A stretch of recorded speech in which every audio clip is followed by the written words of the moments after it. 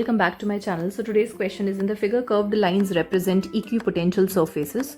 A charge capital Q is moved along different paths A, B, C and D.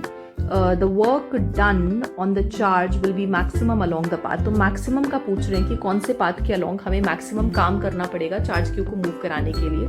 अगर मैं आपको याद दिलाना चाहूँ तो equipotential surfaces वो surfaces होते हैं जिनके हर एक point पे potential का value same होता है, और एक equipotential surface के ऊपर अगर आप charge को move कराना चाहते हो तो work done वहाँ पर 0 हो जाता है.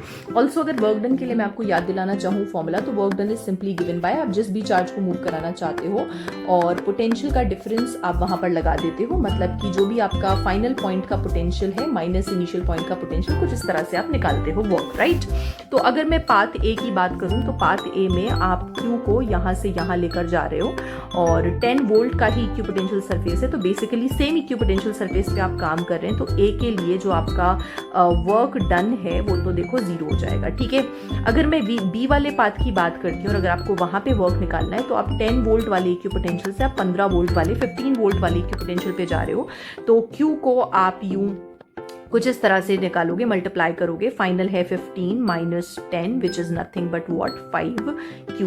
अगर मैं सी वाले की बात करती हूँ तो सी वाले में आप 10 वोल्ट से आप 25 वोल्ट तक वाले में जा रहे हो, और अगर आप यहाँ पे वर्क निकालते हो तो that will be Q into 25 minus 10 which is nothing but what 15Q. और अगर आप डी वाले की बात करते हो तो डी वाले में W इज इक्वल टू, आप 10 वोल्ट वाले से 20 वोल्ट पे जा रहे हो तो 20 minus 10 which is nothing but what 10Q. तो that makes option C as the maximum work done. तो यहाँ पे option number C will be correct.